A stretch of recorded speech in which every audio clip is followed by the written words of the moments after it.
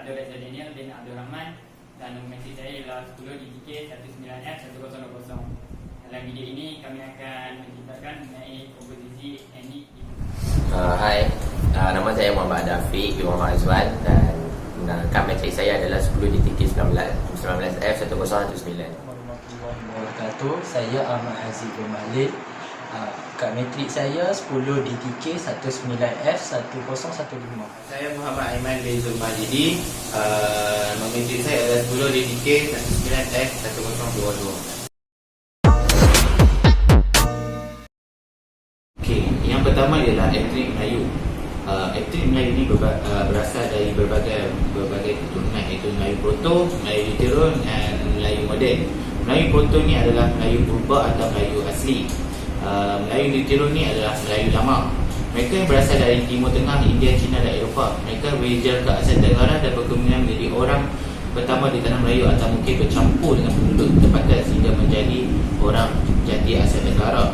Mengikut Mardina Penodil atau Hasna Hussein, kaum Melayu merupakan penduduk asal tanah Melayu. Dengan itu, nama tanah Melayu diambil sebenar penduduk asalnya.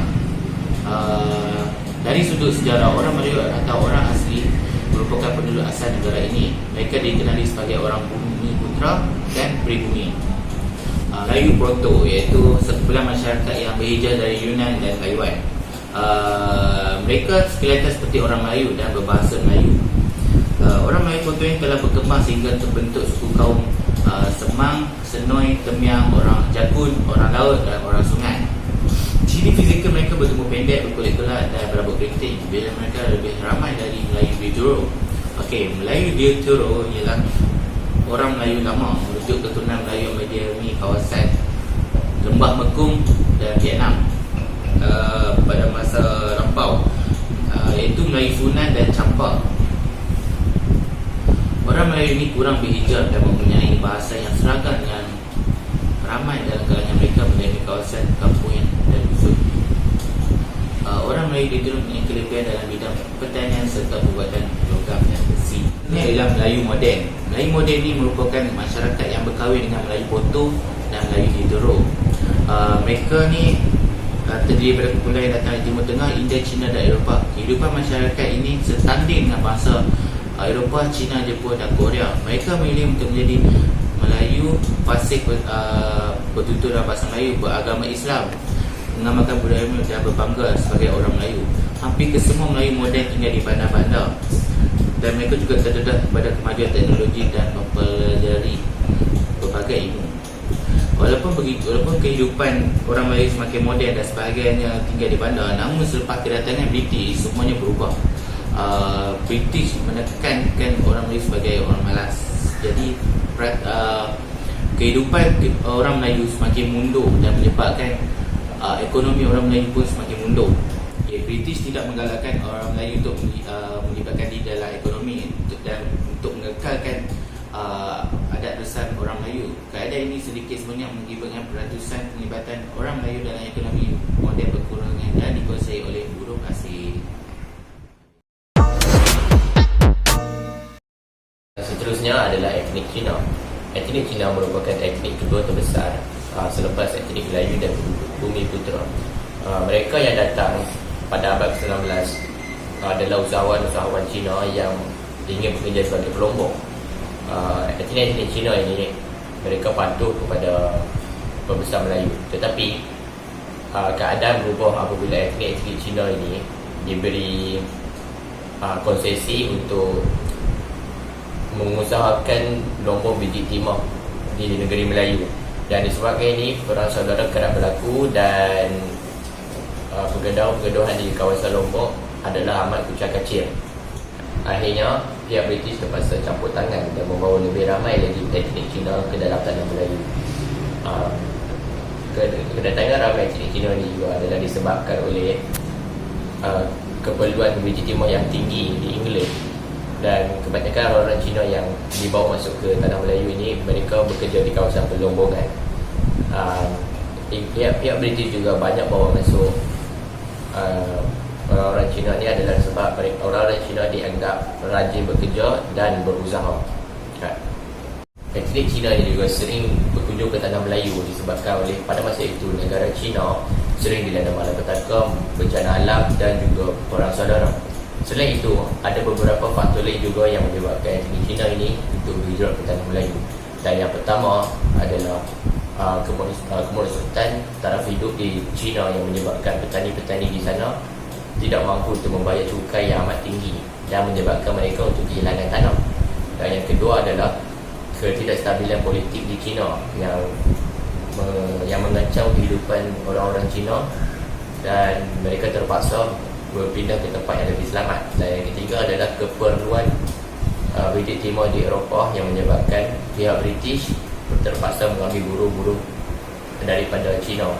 Dan yang keempat adalah disebabkan oleh kekayaan hasil bumi di tanah Melayu yang menyebabkan orang-orang Cina ini terasa berminat untuk berpindah ke tanah Melayu. Dan yang terakhir adalah disebabkan oleh perlawanan daripada saudara mara orang Cina ini yang telah tinggal di tanah Melayu sebelum itu dan menyebabkan mereka berminat untuk datang ke tanah Melayu. Orang-orang Cina ini terdiri daripada etnik Kuantu, iaitu orang Kanton, Teochew, Hakka dan Highland. Kebanyakan orang Cina ini terdiri daripada peniaga. Orang-orang Hakka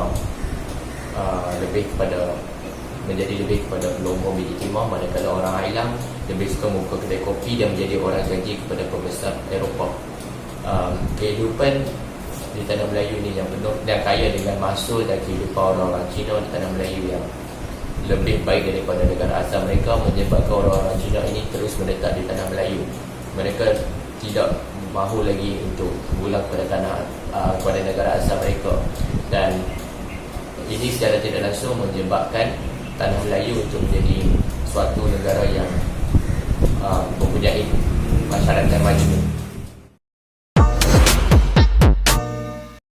India merupakan etnik yang ketiga terbesar di Malaysia. Pada abad ke-19, pihak British telah membawa masuk buruh tawanan India daripada Bengkulu, Indonesia ke semenanjung Tanah Melayu.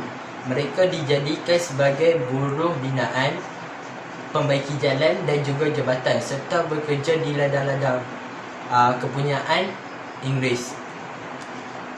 Bagi suku Malayali, mereka yang datang daripada wilayah Malabar dan merupakan masyarakat yang beragama Islam yang dikenali sebagai Malabari. Masyarakat Punjabi juga datang ke semenanjung Malaysia sebagai anggota polis dan memberi khidmat pengangkutan, iaitu kereta lembu, sebagai pengangkutan utama untuk menghubungkan antara kawasan perlubungan dan juga pangkalan di sepanjang sungai. Hampir 90% etnik India di Malaysia berasal daripada selatan India, dan 80% masyarakat tabim menganut agama Hindu. Saya adalah kaum etnik minoriti. Selain daripada kaum Melayu, Cina, India, terdapat juga kaum etnik minoriti yang lain seperti kaum orang asli yang pertama yang telah menetap di semenanjung Tanah Melayu pada kira-kira 1000 Masihi, dan juga kaum Serani yang terhasil daripada perkahwinan percampuran antara kaum etnik tempatan dan kaum Eurasia seperti British, Portugis, Belanda dan Perancis. Komposisi etnik di Sabah dan Sarawak pula terbagi kepada dua kumpulan, iaitu penduduk sisiran seperti kaum Melanau, Pajau, Suluk, Brunei, orang sungai yang daripada ekonomi ada hasil laut, dan penduduk pendalaman seperti kaum Iban, Dayo, Saya, Murut, Menan, Kayan, Kenyah, Hunan, Kedayan, Kelabit, Murut, Lodayo dan Suang Lutut yang ekonomi mereka terhasil daripada hasilan hutan dan pertanian.